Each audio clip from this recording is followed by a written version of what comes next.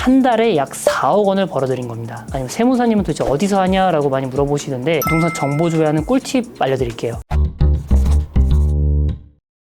네, 안녕하세요. 전 세무사 최재혁입니다. 전문직이 아파트 투자하지 않는 이유를 가격 비교를 통해 알려드리겠습니다. 투자에 관심 있는 사람이라면 모두나 알고 있을 법한 강남의 음마아파트와 음마아파트 바로 앞에 있는 꼬마빌딩의 가격 상승 추이를 한번 비교해 보겠습니다. 먼저 음마아파트 가격을 한번 보겠습니다. 2010년도 34평형 아파트를 기준으로 봤을 때 당시 실거래가가 12억 원이었고 전세금이 3억 5천만 원 정도 했습니다. 여러분이 만약 이 아파트를 사기 위해서는 실거래가 12억 원에서 전세금 3억 5천만 원을 차감한 8억 5천만 원이라는 돈이 필요합니다. 그러니까 투자금으로 필요한 돈은 8억 5천만 원이 되겠죠. 아파트를 구매하기 위해 여러분이 갖고 있던 돈과 이 대출받은 돈을 합쳐서 투자금을 마련을 하고 그렇게 해서 이 음마아파트를 투자 목적으로 취득을 했다라고 가정을 해보면 그렇게 시간이 지나 11년 뒤인 2021년도에 아파트를 팔았을 때 과연 여러분은 얼마를 벌었을까요? 여기서 잠깐 하나 짚고 넘어갈 부분이 2011년에는 부동산 시장에 화랑기를 맞이를 했습니다. 이때는 부동산 거래가 정말 활발하게 이루어졌었는데 만약 그때 팔았다고 가정을 한다면 2021년 11월 당시 음마아파트의 실거래가는 28억 2천만 원이었으니까 11년 동안 16억 2천만 원을 벌어들인 겁니다. 엄청나죠? 11년 동안 16억 2천만 원이라는 돈은 1년 수입으로 계산을 하면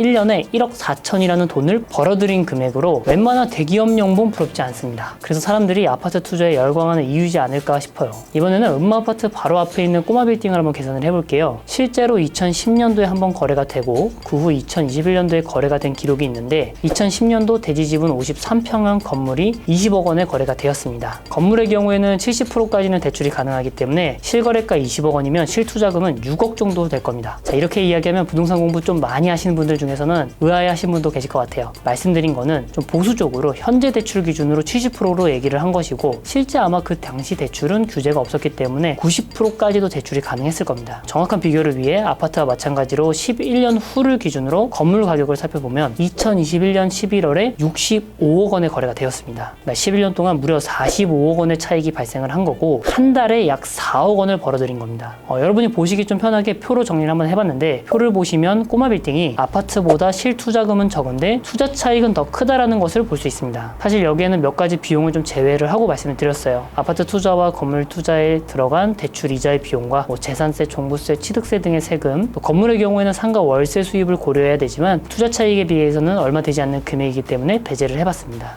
이쯤에서 여러분은 이런 생각이 좀 들 것 같아요. 그럼 부동산 정보조회는 어디서 하면 좋을까? 아니면 세무사님은 도대체 어디서 하냐라고 많이 물어보시는데 제가 한번 준비를 좀 해봤습니다. 지금부터는 부동산 정보 조회하는 꿀팁 알려드릴게요. 만약 내가 살고 있는 지역의 아파트 가격과 건물의 가격을 비교하고 싶으시다면 스마트폰에 디스코 어플 한번 다운받아 보세요. 그리고 이 디스코 어플에서 내가 확인하고 싶은 지역의 꼬마 빌딩을 일단 선정을 먼저 합니다. 예를 들어서 음마아파트 주변 꼬마 빌딩을 찾기 위해서는 필터를 열어서 상업용 건물과 단독 다가구를 클릭을 하고 내가 확인하고 싶은 연도의 건물 가액의 범위를 설정을 하면 아파트 주변에 매매가 가능한 물건과 과거 매매가 되었던 금액을 조회할 수 있습니다. 꼬마 빌딩뿐만 아니라 아파트도 이 디스코 어플을 통해 조회가 가능한데 내가 조회하고 싶은 아파트를 검색을 하고 나서 실거래가를 클릭하면 과거 실거래가 되었던 내용을 확인할 수 있습니다. 오늘은 꼬마 빌딩과 아파트 투자 차익과 그 다음에 부동산 정보 조회하는 방법을 정리해드렸습니다. 제가 생각하는 투자란 위험은 최소화하고 투자 차익은 최대한으로 하는 거라고 생각을 하는데 꼬마 빌딩과 아파트 투자 모두 투자 차익이 발생을 하며 돈을 벌 수 있는 사실은 맞습니다. 하지만 같은 돈을 투자하더라도 큰 투자 차익을 발생시킬 수 있는 건물에 투자를 하는 것이 이 경제적 자유를 실현하는 방법에 더 가깝지 않을까라는 생각을 좀 나누고 싶었습니다. 네, 오늘도 시청해주셔서 감사합니다.